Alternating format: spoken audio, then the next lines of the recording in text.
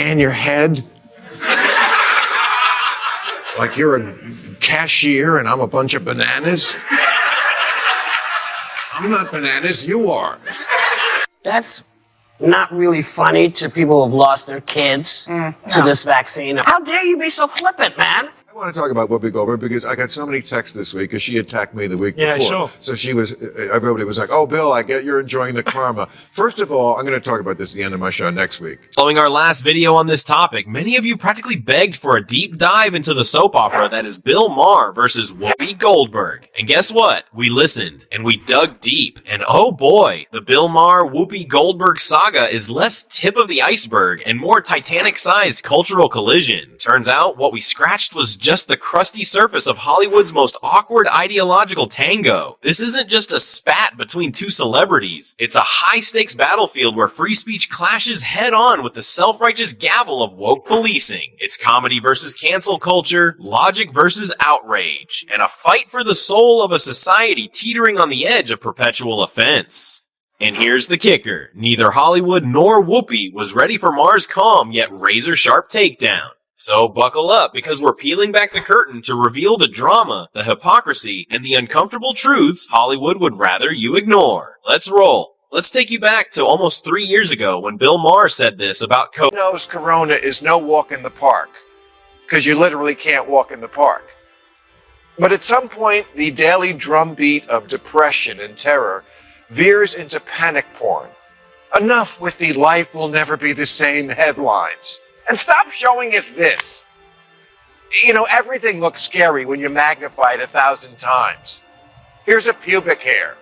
Maher had officially had it with the never-ending media circus and apocalyptic doom-mongering about the coronavirus. While everyone else seemed to be stockpiling toilet paper and virtue signaling about their 37th booster shot, Maher was out here preaching the radical idea of living. He believed we needed to adjust, adapt, and for heaven's sake, move on with our lives instead of letting the virus hold us hostage. But oh no, the woke mob wasn't having it. To them, Maher's call for resilience and sanity was practically a hate crime. Apparently suggesting we find a balance between caution and normalcy was as scandalous as skipping leg day at the gym. And that was when Whoopi Goldberg chimed in. That's not really funny to people who've lost their kids to this vaccine, or people who've lost family members or dear friends to this. This is what we're doing to protect our families. And you don't have to do it, but stay away from everybody. Because if you're the one who's not paying attention, and you're coughing and sneezing, you don't want to,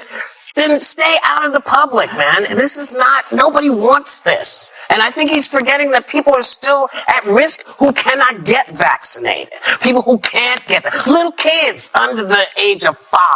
Yeah. Or people with health conditions. How dare you be so flippant, man? That's Whoopi for you, always ready to pounce when someone dares to utter a sentence that doesn't come with a woke-approved stamp. Bill Maher's crime, suggesting that maybe, just maybe, we should stop treating normalcy like a mythical unicorn and, you know, go back to living our lives. But Whoopi wasn't having it. Oh no, she eviscerated him as if he'd suggested replacing yoga with dodgeball at a woke retreat. But here's the twist. Instead of generating public backlash for Maher, Whoopi's fiery comments turned on her. Fans loved Maher's COVID take more than Whoopi's unsolicited advice, which earned him massive public support even from the ABC network. The puppet masters behind The View. They sent Whoopi to the TV penalty box for a 2-week timeout, proving even Hollywood has a limit to its woke indulgence. Fans gleefully called it karma, but Maher, oh, he had a spicy take of his own, because if there's one thing Bill loves more than being right, it's making sure everyone knows he's right. That Whoopi Goldberg getting yanked from The View right after she attacked me on The View is karma. There's no such thing as karma. Sorry. Sorry, but life is random. The only word to describe it when a big game hunter gets trampled by an elephant and then eaten by lions is hilarious. Bill Maher, in this case, is the lion, and Whoopi Goldberg is the overly confident big game hunter who brought a Nerf gun to the savannah. She set out on the hunt to destroy Maher, armed with her woke outrage and moral superiority. But Maher, ever the elusive and cunning lion, calmly turned the tables and left Whoopi caught in her own trap, tangled in the net of her own hypocrisy. It's the classic story of the woke mob, always prowling, always hunting for someone to cancel, only to end up shooting themselves in the foot. They're like amateur magicians, constantly pulling controversy out of a hat and acting shocked when the trick backfires. Maher didn't just survive, he thrived, leaving Goldberg with nothing but her bruised ego and a 2-week suspension to reflect on her failed safari. Sometimes the hunter becomes the hunted, and who doesn't love a good twist ending? You'd be forgiven to think that Whoopi learned her lessons, but nope, she was back swinging. Sadly, she made one of the gravest mistakes in her life. The Holocaust isn't about race. It's not about race. It's not about race. What is it about? Because it's about man's inhumanity to man. Whoopi Goldberg boldly claimed that the Holocaust wasn't racially motivated, but simply a case of the Nazis being inhumane, because apparently the swastika wasn't a big enough hint. Not only did this Oscar-winning actress deliver a historical blunder of epic proportions, but she also managed to ignite a firestorm of outrage from Jewish communities and their allies. The uproar was so loud it probably echoed through the ABC boardroom, where executives suddenly remembered that The View comes with consequences. Naturally, the show received its fair share of backlash too, because giving Goldberg a microphone is like handing dynamite to someone with a shaky understanding of history. But instead of eating a humble pie and apologizing not only for her obvious historical error, but also for her inflammatory statements, Whoopi doubled down. An experience tends to be based on skin. Yes. And so that is what race means to me. When you talk about being a racist, I was saying you can't call this racism. This was evil. This wasn't based on the skin. You couldn't tell who was Jewish. They had to delve deeply to figure. Statement ignited a firestorm of outrage among fans worldwide, many of whom practically demanded Whoopi's head on a silver platter. For the second time in her tenure on The View, Whoopi earned herself a cozy 2-week suspension, proof that even Hollywood's darlings aren't immune to their own reckless commentary. But hey, that's what you get when you play the woke game and lose. It's like stepping into quicksand. The harder you try to moralize your way out, the faster you sink. Maybe next time Whoopi will think twice before rewriting history on live television, or not. Now, here's the interesting and shocking part. Bill Maher, the nemesis of Whoopi, could have capitalized on this moment and completely annihilated the actress, but no, he rather extended an olive branch. He still stood by his principles that free speech should remain free speech, and that no one should be punished for speaking their minds, even if they are wrong. Goldberg, who, by the way, I hope is still a friend, we can disagree with each other, should not be canceled or put off her show, as much as I totally disagree with her crazy statement. Free speech.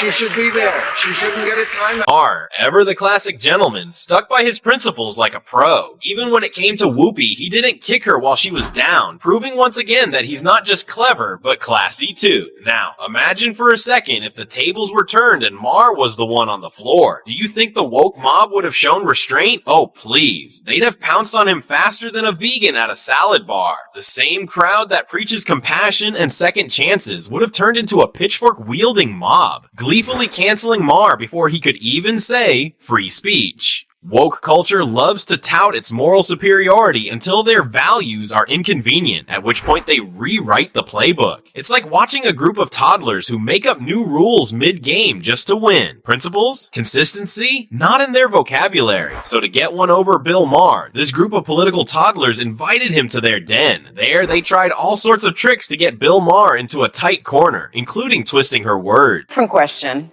But it struck me that in the first segment you used the term woke, and you said that woke is what was sort of ruining everything. And I know that you're... No, I didn't say ruining everything. I said that's why Trump could get reelected. That's why Trump... I know you've seen this clip a million times, so we won't bore you with the full version. But here's something to pay attention to. The woke mob always attacks in packs. They're like a pride of lions hunting their prey. Sure, you might spot one out in the open, but trust me, the rest are lurking in the bushes, sharpening their claws. Case in point, the ladies on The View invited Bill Maher on under the guise of promoting his new book, What This Comedian Said Will Shock. But instead of discussing the book, they saw it as the perfect chance to exact their revenge on the man who dared to challenge their sacred narratives. Unfortunately for them, Maher isn't just a comedian, he's a strategist. He saw the ambush coming a mile away and sidestepped their attacks with the kind of poise that makes lions look like clumsy house cats. Doubt that I was right about the change that's happened in the left.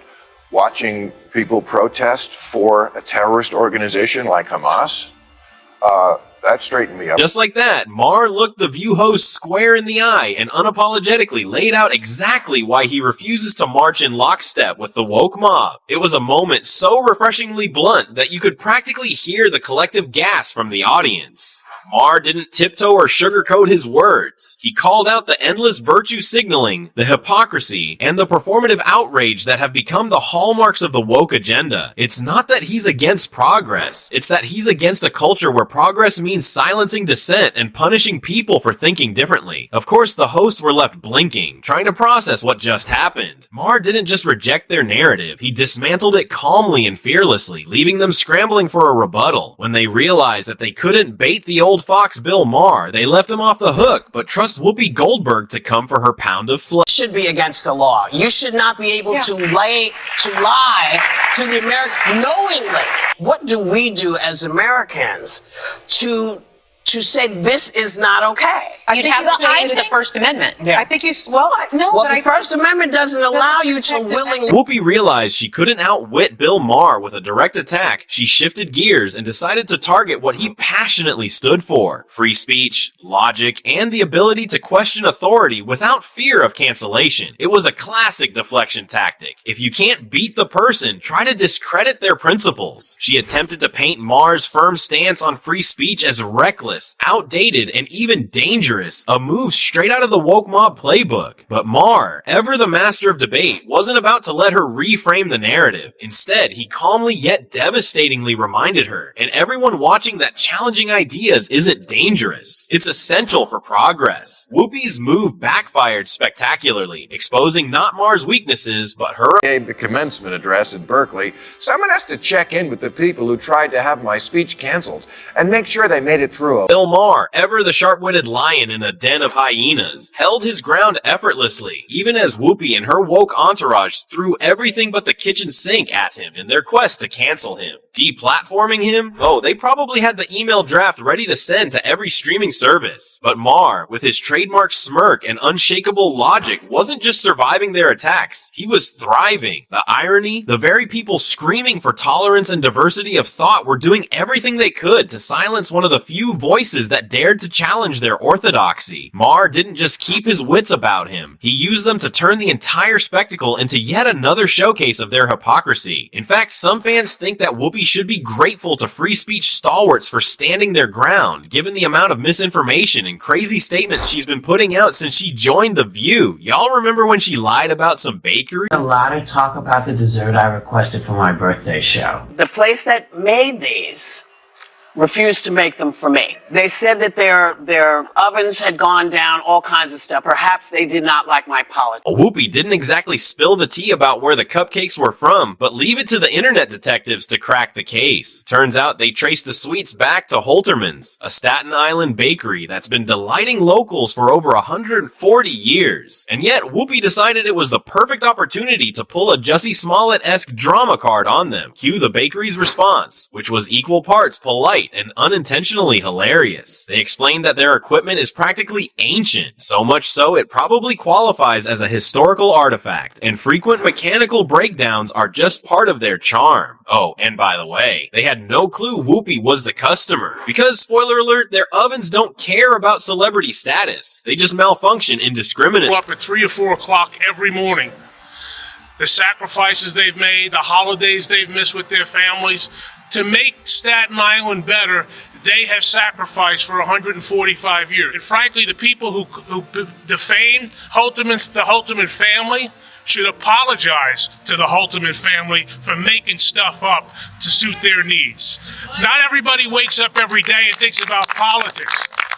A good business person doesn't care about anybody's politics. And the internet descended on the Serafina actor, calling her out for spinning a tale about a small, family-run bakery, all in what appeared to be an effort to drum up some public sympathy and maybe snag a few cheap political points. Seriously, Whoopi, of all the villains you could have chosen, you went after a bakery, a place that's been churning out cupcakes and cookies longer than most of us have been alive. The internet wasn't having it. Social media lit up with people roasting her faster than a fresh batch of muffins, pointing out the absurdity of lying about a bakery that's more beloved than some sitcoms. Even more ironic, she probably thought she'd come across as relatable by going after the little guy. Instead, she ended up looking like the Grinch trying to cancel Christmas cookies. Moral of the story, don't mess with bakers. They're needing more dough than drama. But does Whoopi ever learn? Here's a clip of her trying to identify with the middle-class workers who voted massively for Donald Trump. Appreciate that people are having a hard time. Me too. Yeah.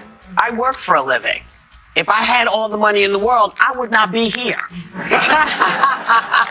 I literally just work. Now, this is coming from someone who once loudly demanded that liars should be thrown in jail. And here she is, caught spinning tales like it's an Olympic sport. Irony much? The cherry on top. Whoopi Goldberg, a Hollywood elite allegedly pulling in a $100,000 a week paycheck, has the audacity to play the struggling every woman card. Compare that to the $2,600 a weekish salary of the average American, and it's clear who's really out of touch. But wait, there's more. Some sources claim Whoopi's net worth is a cool $60 million, and she recently inked an $8 million deal with ABC to sit on the View panel and dish out opinions like cupcakes. It's the classic woke mob playbook. Cry victim, twist the narrative, and hope nobody notices the glaring contradictions. They thrive on convincing the masses they're just like you while sipping organic lattes from gold-plated mugs. Whoopi's version of relatability is like a billionaire lamenting yacht fuel prices, just laughably tone-deaf. Many fans who watched that episode tore into Goldberg for her tone-deaf comments. One wrote, "We have spoken, Whoopi. We can't stand you. Working women don't watch you. We're at work."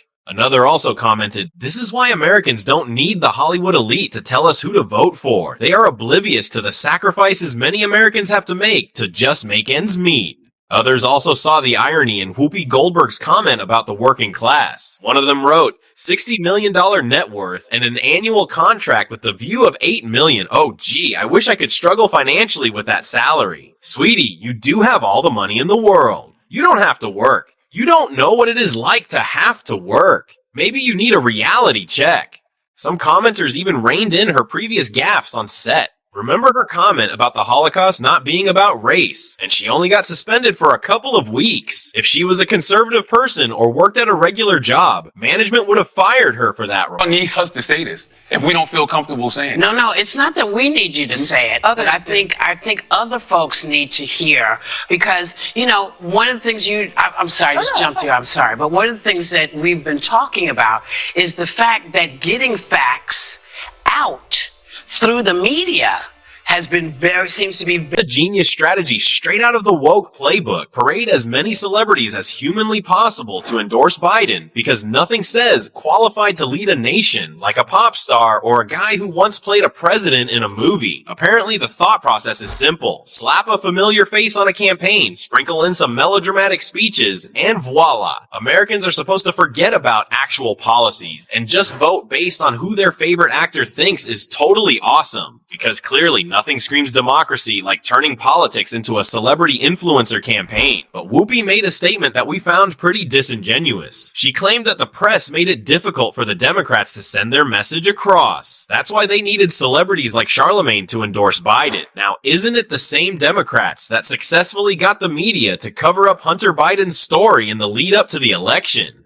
So what's Whoopi talking about? No wonder Bill Maher tore into her for that disingenuous statement. Appropriate to bury the Hunter Biden. You're talking about the press doing that? He's saying that's what they did, and that is what they did. They buried the Hunter Biden story before the election because they were like, we can't risk having the election thrown to Trump.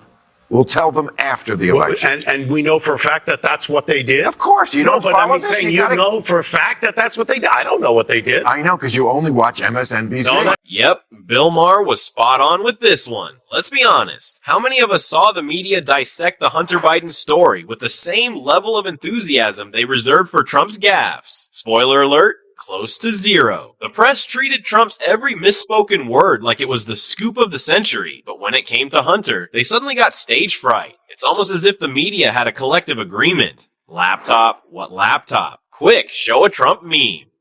Double standards much. It's like watching a referee call every foul on one team while handing out participation trophies to the other. Journalism, ladies and gentlemen. So not only was Whoopi dead wrong in claiming that Democrats don't control the media, but Charlemagne made the smart move by refusing to publicly endorse Biden. Naturally, Charlemagne's defiance didn't sit well with the ever-vindictive Whoopi. Clearly unable to let it go, she decided to make his next appearance on The View, her personal battleground. When Charlemagne returned to the show, Goldberg wasted no time sharpening her claws, ready to pounce and turn the conversation into a one-sided ambush. Classic Whoopi, always ready to dish it out, but never... They were calling Trump a threat to democracy, and they were saying that, nobody's above the law, but they were speaking about him. That's what they were running on. So when he kept saying things like, nobody's above the law, I respect, the jury's decision in regards to my son, he didn't believe that.